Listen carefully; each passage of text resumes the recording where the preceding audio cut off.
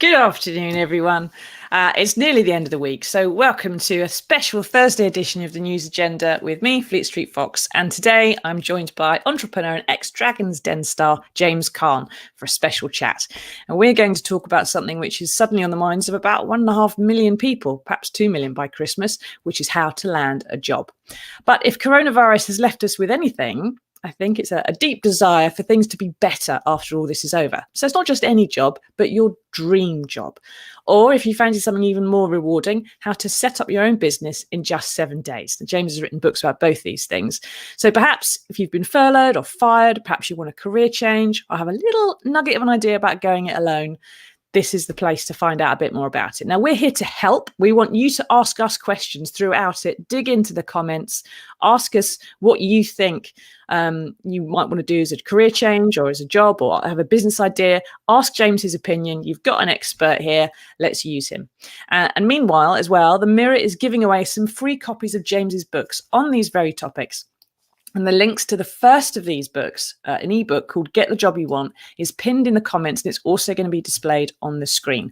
It is you find it at mirror.co.uk/Caan job, Caan job. And you'll be able to find those in the links around here. Go there and you can get the download. But first, James, I'm going to break one of the cardinal rules you mentioned in this book about always asking sensible questions when you're in an interview situation. I know you're in Monaco and I know the sun is shining, but have you got anything you can tell us just to cheer us all up in rainy old Britain that you too have been affected by the pandemic? Yes, I do. I mean, recently my daughter caught corona and she's pregnant at the moment. And, you know, as a dad, I mean, that was really devastating to hear that she was unwell. So I think the pandemic, to be honest, has affected all of us. I don't think any of us have been immune. And, you know, she was out for nearly 10 days. And that was not a good experience, you know, as a dad, because, you know, I was super worried. But I'm pleased to tell you that she's fully recovered and she's back on form. Spoke to her this morning. She went for a walk, took the dog for a walk, and she's feeling way better. So that was my... Good. You know, kind of difficult period during this time. Yeah. And so those 10 days she was in hospital, was she? No, still at home. She quarantined at home. And I thought, to be honest, it would have, because she's quite young, I thought, you know, within 4 or 5 days she'd bounce back. But she was literally in bed for nearly 10 days, you know, with the shivers and the temperature. And she lost her taste buds. You know, just to check, she ordered some sushi on day 8. And, you know, had a teaspoon of wasabi and thought it was butter. And I was like, Dear. wow, it was really that bad. But, you know, by day 10, she started recovering. She's feeling better. So, you know, we spoke every day. And, you know, I was genuinely worried because it's not, you know, it's not a great thing to catch. And because she was pregnant, it made me even more worried. Yeah, of course. But I'm delighted that, you know, she's back on form, back out walking and, you know, feeling good. So... Good. Excellent news. And a reminder, it doesn't matter how wealthy or successful you are, this is going to, you know, what's going on is affecting everybody in lots of different ways. Now, James, you've had lots of work with startup loans and so on, handing them out to businesses who've got great new ideas. So I presume if you were asked today what sort of business people should be setting up, you're probably not going to suggest that they go into a high street or hospitality or start running a theatre. So, you know, we've got this situation where even when the pandemic's over, people are going to be working from home permanently. People are, you know, they're not going to be commuting as much. You don't want to go setting a coffee shop up at a train station right now. So where do you see, what sector do you think? We can't all work in cyber, can we? What's the next big sector that's going to be booming in terms of jobs in the economy? I mean, I think it's a great question. And I think the answer is not an obvious one, because I think when you start a business, you don't follow somebody else's dream, or I don't think you generally follow somebody else's idea. I think when you want to start a business, it's something you believe in. It's about you. And I think when I started my own business in recruitment, I didn't do it because I saw somebody else doing it. I happened to be in recruitment. I thought, I really love this. I really enjoy this. I get a great kick out of this. And I'd love to have my own business. So I think when you start a business, I think it's about something that you believe in. It's your passion. It's your dream. And that's where you should start a business. Because Businesses don't succeed because of the product. I don't even think businesses succeed because of a market. Businesses succeed because of the passion, the desire, the determination of the individual who drives it. So my advice would be that, if you're looking to start a business, start something that means something to you, that you think is important to you and you believe in, because you'll be the one who's going to be executing and delivering on that idea. That's interesting. And it kind of goes into what James says here about what you would recommend to make the most profit out of a small business and what you should invest in, because it sounds like you're saying that the most important thing to invest in kind of is almost yourself, that it's the amount you're prepared to put into a business is what you will get out of it at the end. Is that fair? 100%, Yeah. absolutely 100%. Because my motto is, it is people who create success in business, not the idea. Okay. And if you were starting out today, then what would you, if you had, I don't know, £5,000, £10,000, what would you go and invest that in? What would you set up a new business doing right now? I mean, I think one of the things that I found a lot recently is I think a lot of people have been made, redundant. And as we know, jobs are not easy to come by right now. And I think if I was looking to set up, I would set up a lifestyle business. So, somebody came across recently that I thought was really clever, where they lost their job and they were working in finance and credit control. And the company said, look, I'm really sorry, but business isn't great. We just can't afford to keep you on at the moment. And he said, look, I really understand that. And he said, I respect the fact I can't stay full time, but how about if I just do 2 days a week? And they said, oh, I'd never thought of that. Because he said, there's probably enough work for me because we're still trading as much as, not probably as much as before. So they agreed to stay 2 days a week. And then he approached, I think he said to me, about 11 other businesses in the same space, in the same sector that he knew and understood, and just reached out to those companies and said, look, I'm in credit control. I know this market. I know it really well. I'm really good at collecting, outstanding receivables. Do you have any kind of part-time work available for me 1 or 2 days a week? And he picked up 2 other clients who gave him 2 days a week. And then he got one company that said 1 day a week. And effectively, to me, he's an entrepreneur because he runs his own business. He works from home. He does all his work on Zoom. And today he's got what I call a lifestyle business. But I was really impressed at how he kind of thought outside the box. He's back in work. He's now got kind of effectively 3 clients. He's earning a little bit more than he was earning before. But he said to me, I love it because I've got different clients and I'm working in a different situation. He said, financially, it's great because I don't have to commute anymore. I've got no overheads. I do it from home. So I think this is a really interesting time that if you have lost your job, depending on whatever sector you come in, you may find that your employer could afford to keep you maybe 1 or 2 days a week.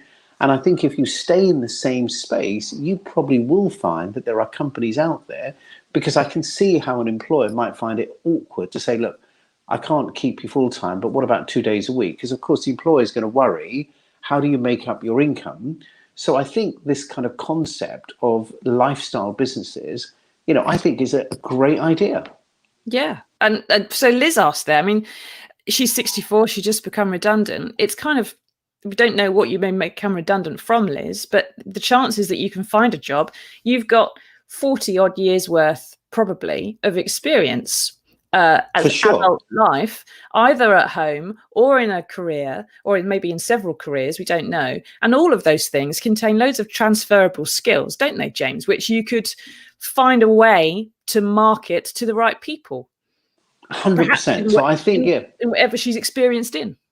And I think for sure, but in addition to that, if for the sake of argument, Liz was approaching employers not necessarily full time, but saying, look, I've got 40 years of wealth and knowledge and experience, I can really add value, in the space that she's targeting in. I think companies would be quite open minded to say, Liz, we'd love to have somebody on board. We can't afford you full time, but how about doing 2 days a week? And all she really needs is 3 or 4 clients to be able to give her 1 day, 2 days, 3 days a week. And Liz could find herself back in employment and maybe even earning more than she did before, but with a bit more choice and a bit more variety. And actually, it could be the perfect solution for her. Yeah, and remember, Liz, there's lots of companies that want older and more experienced people. So don't let your age be something that holds you back. It's something that holds other people back sometimes, but it shouldn't hold you back. Now, keep asking us your questions, everybody. Ask us what you think, James's best advice, some job tips, how to get through interviews. We're going to go through a lot of that stuff. So get into the comments and ask us whatever you would like to ask this ex-Dragon's Den star about how to pitch yourself or your idea, because that's what he's here for. Now, one of the things you talk about in your books, James, is trying to work out the difference between a demand and a need, and whether your business really has a market, and also trying to work out whether it's a hobby or it's a business. And say if you have an idea to, I don't know, set up a plant stall or start a new mini garden centre or something, is that your hobby because you like gardening, or is it actually a business idea and there's a huge demand for it? But presumably, from what you've already said about passion, if it's your hobby and you like it enough, that is the best business idea, isn't it? Yeah, and I think that what I really mean by that is sometimes, to me, it's absolutely okay to have a hobby as a business, as long as you know that's what it is. There's no point in having a hobby as a business if you think, you're going to become a global brand, because it probably isn't going to happen.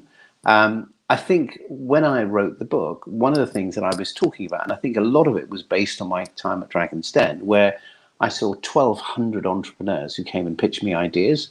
And the idea was that normally what happened was people had a great idea and immediately they thought, I don't want to tell anybody because they might copy it.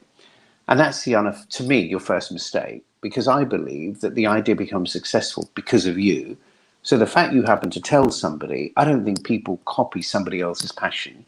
So my first advice is, if you really have a great idea, don't be afraid or embarrassed to talk to somebody about it. When we saw lots of people at Dragon's Den who never discussed it with anybody, what they didn't really know was there any demand out there? So if I was setting up a business today, I would absolutely go out and talk to as many people as I could, because I want to know, is it really got a chance of success? And the more people I speak to, and what I would try and avoid is not speaking to my friends and family, because we all know they don't want to upset us and they'll tell us it's great.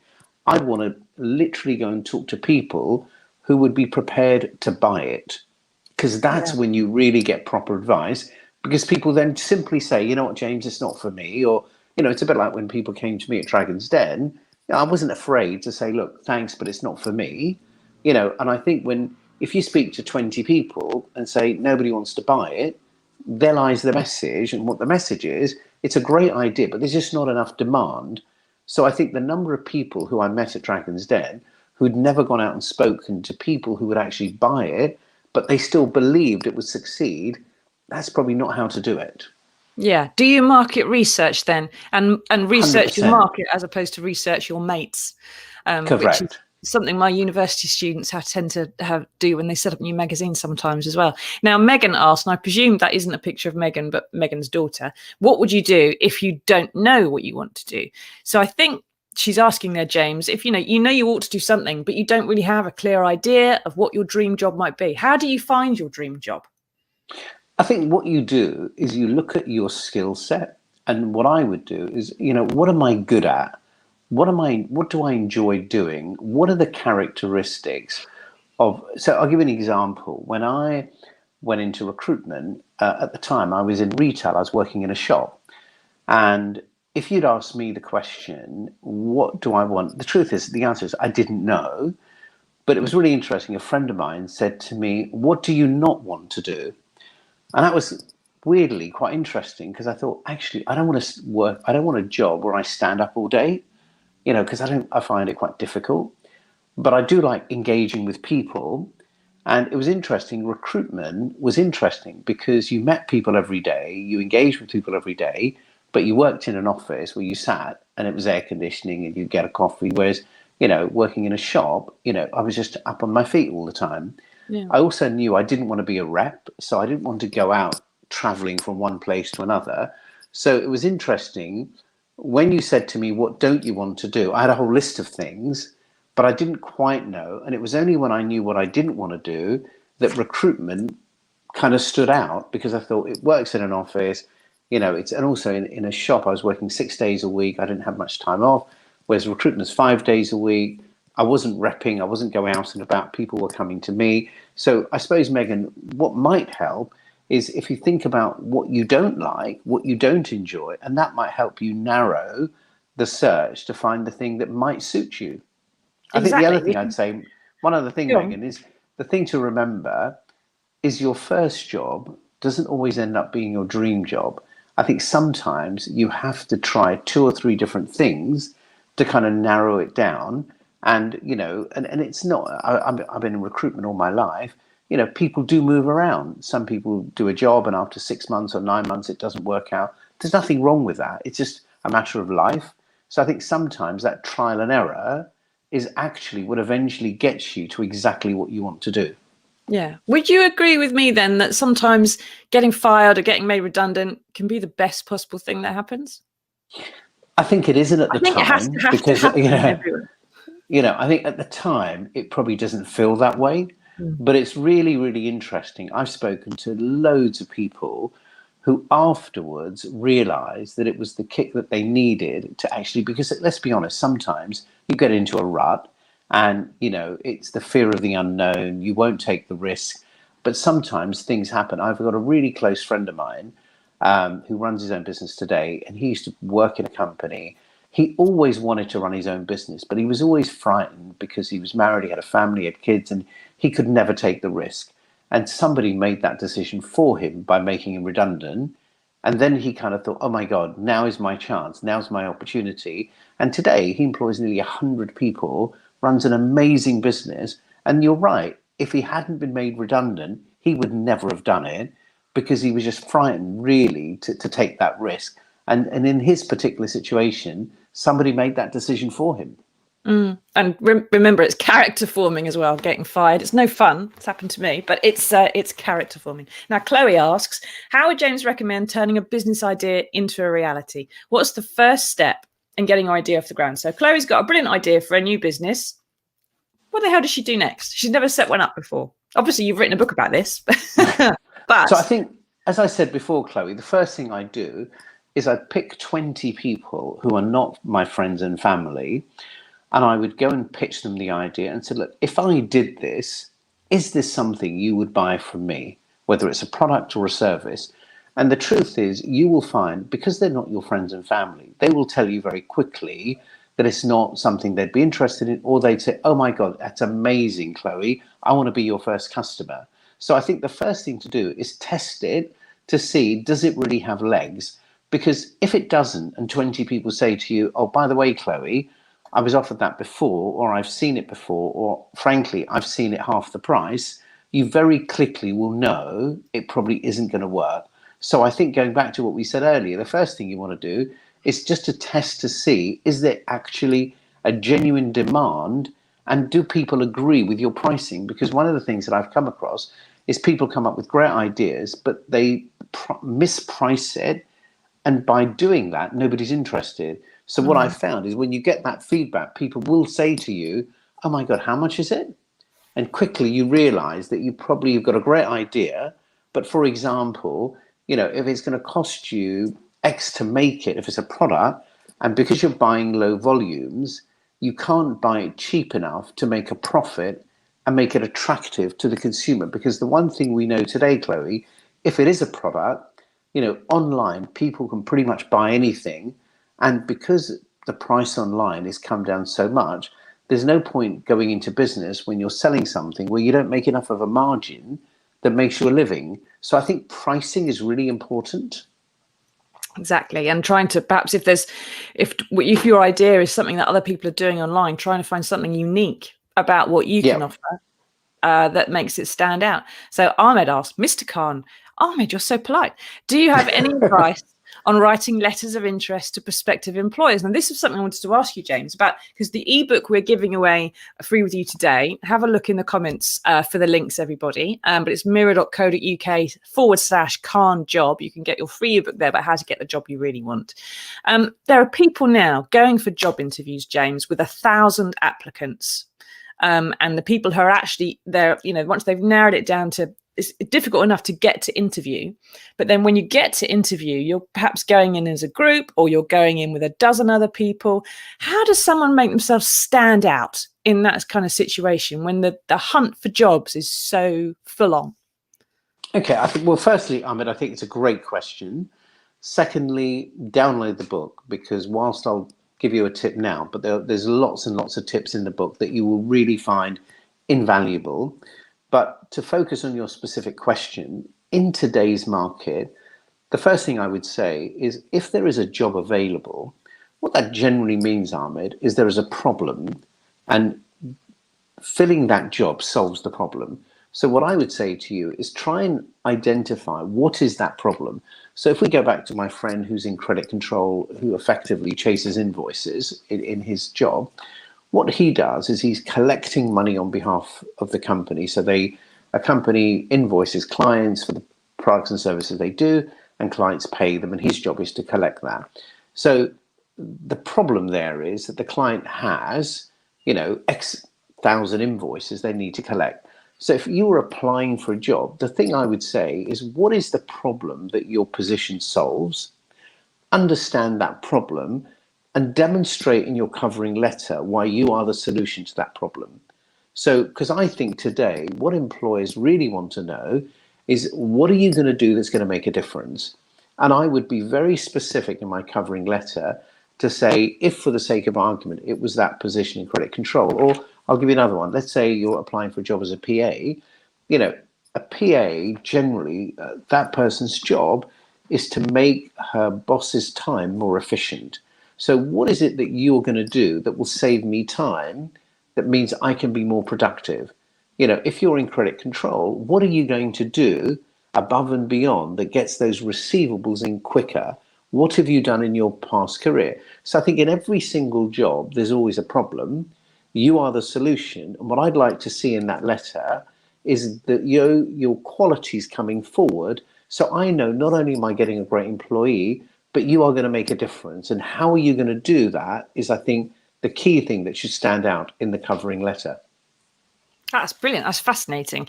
Now, one of the things we're going to find in the next few months, probably, and perhaps even after this, as we continue working from home, which appears to be sort of a socioeconomic change that might be here for a long time, is more and more Zoom interviews and people trying to. We've had video interviews been going on for a while anyway, which you mentioned in your book. But if I was doing a Zoom job interview with you now, this is my background. Okay, I haven't done anything to change it or prepare it. This happens to be my home study / nursery with a 4-year-old playing in it sometimes. So would I get the job? Is there anything, what am I doing wrong here? Or what am I doing right? I mean, I think your background reflects what you do and who you are. So I think there is a relevance to it. But I think not everybody's going to be in that position. Let's be honest, a lot of people are going to be Zooming from their kitchen or their bedroom or their living room. That's probably more normal. So I think in your particular case, I think it's relevant. I think if I was giving a general interview, if you're using Zoom has what they call virtual backgrounds, and you can simply download, a virtual background. So I think rather, I literally this morning I did a Zoom call with somebody, and she was in her bedroom, and I could see lots of clothes hanging on the door behind her. I mean, I didn't think that was great. Now, all she had to do was have a drop-down screen, and it would have looked way more professional. I also think if I'm going to give a Zoom interview, I would still make an effort to dress accordingly, because you can't change the reality that first impressions count.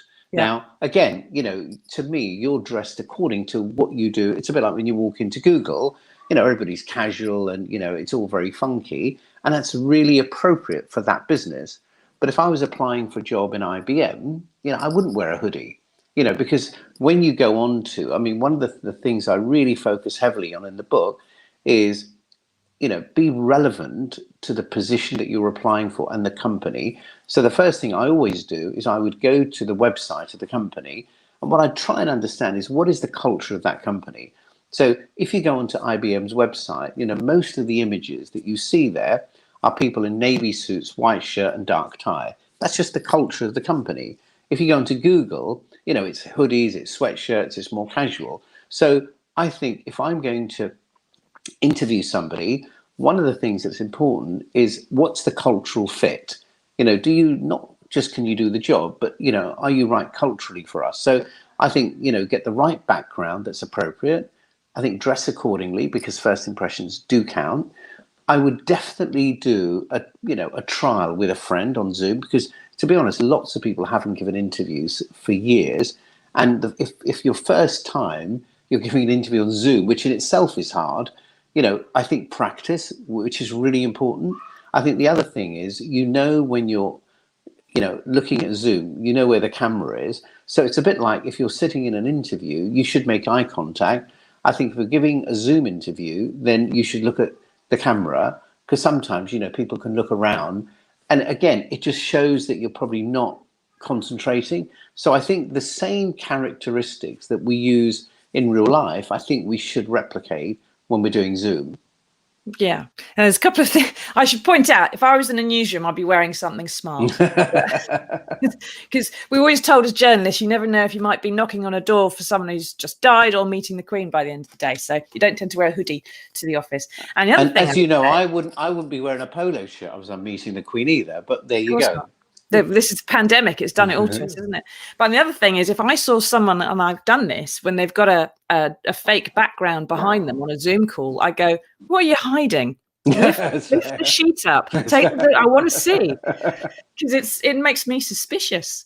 But that's just me. Now, Amy asks, and keep asking us your questions, everybody. James is here. He's going to give you job tips or how to set up your own business. And you've got to ask him. Feel free, dig into the comments and ask what you can. And Amy says, what if you want to start your own business, but you haven't had your first job yet? This is the first foray into the job market.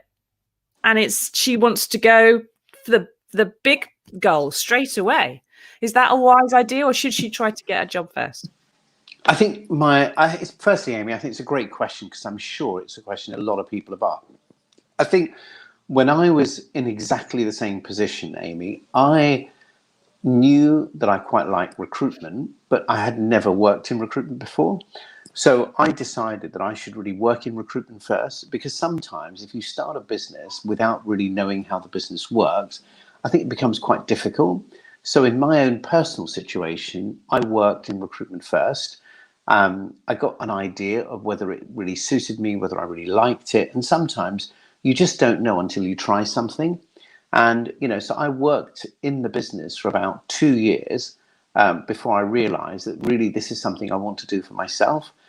So my advice to you would be, is I would get a job first in that particular market or industry, just to be honest, Amy, to find out, is it really what you want to do? Good advice. Now, we're going to have just one more question before we have to let James go about his business for the day. Now, just a reminder, you can download his ebook on how to get your dream job at mirror.co.uk/Caan job. The link is in the ticker at the bottom of the screen. And tomorrow from midnight, there'll be another link for his other ebook about how to set up a business in 7 days. So keep your eye on the Daily Mirror Facebook page for that.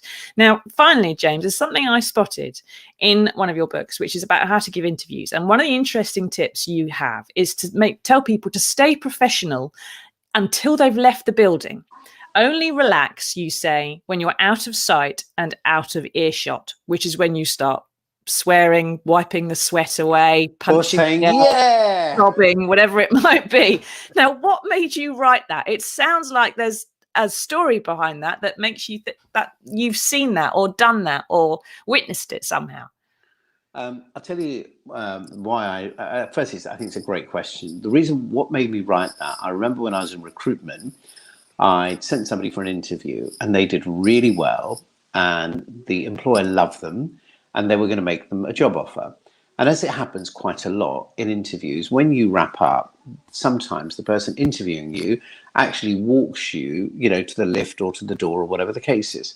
And the client said to me, you know what, she did really well. It was great. And then as we were walking down, she made a couple of comments that really, threw me. And I was like, really? And I was like, oh my God, what did you do? So that was really the thing that stuck in my head at the time, is you shouldn't relax until you literally leave the building, because literally in her particular case, just the journey between the office and the door, she blew it because Oh, she let her guard down. And I don't know what she said because he wouldn't tell me, but I can imagine sometimes that it's because bad. what happens, it's like friendly banter. And, God knows what she said, but it kind of blew it. And when I was writing the book, just made me realize that, don't drop your guard, because even when you're walking from the office to the lift or the lift to the door, you are still in the interview. Yeah, and don't come out of the interview and think they're just walking you to the lift and suddenly reveal about your plans to go to a rave at the weekend. If you think the person you're talking to is going to prefer you not to go to a rave at weekends, perhaps, who Sure. knows? Something like that. Now, Charlotte asks, I'd love to start a business, but it kind of requires money. And national minimum wage and universal credit don't work. Never mind someone who hasn't got a job and never had one. So someone who's on benefits, someone who's living hand to mouth, someone who doesn't have seed cash to invest, how could she start a business? Charlotte, the one place I would definitely go to is Prince's Trust. So Prince's Trust do exactly that. They absolutely help people like yourself, and have helped nearly 40,000 people to start a business who never had any seed capital. And in some cases, Charlotte didn't even have a job previously. So my recommendation is, that I've done a lot of work with the Prince's Trust. They're an amazing organization. They help literally thousands of people up and down the country, and they're designed to do exactly what you're looking for. So my recommendation would be the Prince's Trust. Okay, great. There you go, Charlotte. I hope this wasn't a waste of time for you to come in and ask the question. You can go and get some help at the Prince's Trust for your brilliant ideas. Thank you, everyone, for listening. Thank you, James, for joining us and giving us some of your tips. Don't forget, you can download a fuller version of everything that he said and loads of other tips we haven't had time to talk about at mira.co.uk/Caan job. There'll be another link for another ebook later on tonight. So keep an eye on the Daily And Mirrors page. I think the most important thing is to remember it's free. So you can download it free of charge. It's my way of giving back to help you to make sure that if you're going to start the business, it's going to succeed.